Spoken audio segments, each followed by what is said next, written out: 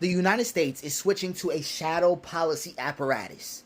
Okay, a shadow policy apparatus. We're going to go through it because it's a mix of debt surveillance, migration control, and supply chain domination. And really understanding this will help you see kind of what's going on right here. So don't imagine ICE's immigration enforcement. That's the wrong way to think about this. It is a soft domestic army, not just for immigration, but for control during social and economic unrest, functioning as a pretext for martial enforcement. Economic fear?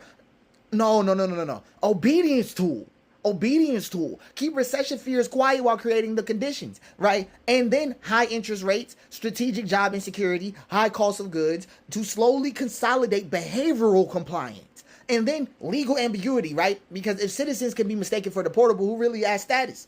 This allows power to be weaponized through vagueness. Are you really safe? But then here's one of the things. A lot of people talking about a recession, of this, of that. It's a control lever. Recession is a control lever, not a crisis. It's the suppression of recession headlines, right, would mean that economic spiral is being curated rather than responded to. So the Fed and the elites need to slow down, to cool wage growth, to break labor momentum, and to reestablish capital discipline. And the middle class collapse is being managed, not avoided. We're going to see like stealth liquidity extraction, right? Reverse QE, student loan repayments being reactivated, snap cuts, utility hikes, no cultural language around it, just quiet pressure. And then the trade war as spectacle. The real shift is tech sovereignty. The China headlines, right, don't really matter that much. It's a global decoupling campaign.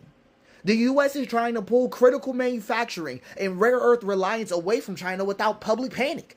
That is the whole goal, right? AI and microchip nationalism, that's the whole goal. The United States consolidating control over chips and AI while quality offshoring inflation, right, and manufacturing externalities, right? China would be responding by building an alternative trade bloc, right? Think Belt and Road 2.0, but militarized. And then there's a return to national identity as economic strategy. If the deportation policies keep staying hidden how they are, right? Here's what's going on really deeply. Here's what's going on, because it's actually a quiet cultural reconciliation. It's a narrative pivot to nativism, right? And economic fear becomes a cultural fear about others taking jobs or corrupting systems. The citizens versus non-citizens is blurred on purpose, creating a two-tier system of rights. So the missing headline that you don't see is that strategic collapse has begun. Because there's a missing headline in the news right now, which is why we don't cover the news a lot on this page. Because the news is not telling you the story, and I don't know how to say it. I almost should go at them. That's how they're not doing it, because it smells a lot like the careful collapse of old post World War II. That's what it looks like. Right? What we're not being told is that we're being withdrawn from globalism, but not as an act of fear, but as a way to remold. Domestic enforcement rises while external entanglements shift toward economic Cold Wars instead of military ones. The systems aren't failing. They're being repurposed for a leaner, more controlled state model. So what we're actually headed toward is freedom versus algorithm, governance by platform, social services, identity verification, even voting becomes tied to digital platforms managed by corporate governance sponsorships, and score-based citizenship. Not unlike China's social credit, but subtler. Access to housing, healthcare, and loans could depend on compliance metrics like attendance, payment behavior, speech records, even who you associate with online, and facial recognition, right? Cross-border biometric networks. Under the banner, right, of immigration control and national security, this will entrench surveillance capitalism as policy enforcement, and we'll get border militarism as domestic doctrine. ICE will evolve into a national enforcement arm. That's what I'm trying to get y'all to understand. Far beyond immigration, right? They will act extrajudicially, right, performing detainments, removals during civil unrest, economic protests, or in emergency zones. The border will move inward, affecting citizens who appear deportable, meaning racial profiling will become infrastructural. Right, then, right, we have economic citizenship, class-based republic. You'll get the corporate class Americans, right, with full access to mobility, healthcare, education, and legal immunity. Tier 2 working class citizens monitored and managed through benefit conditionality, job programs, debt forgiveness, and access tied to obedience. And then the non-citizens, refugees, and shadow citizens, those lost in data errors, legal traps, debt collapse, used for labor, feared, and narrative. And then the false faith economy will bloom, right? A fusion of patriotism and financial compliance. You prove your loyalty by not voting. That's what it's going to come down to. By spending, subscribing, uploading, and believing in the narrative. Religious nationalism is going to rise. church-state fusion via family values rhetoric, but deployed to justify surveillance and anti-immigrant actions. Crypto and digital dollars may be offered as freedom, but they really just going to create a programmable money trap. We're going to see narrative warfare. Narrative warfare is domestic policy. The press doesn't just shut down, it's gamified. Journalists will be forced into attention economies where dissent can't survive unless viral, meaning that only spectacle reaches the people, which is why I felt the need to make this post anyway. Education becomes story warfare, right? History rewritten, dissenters reframed as unstable, patriarchy, myth-making, right?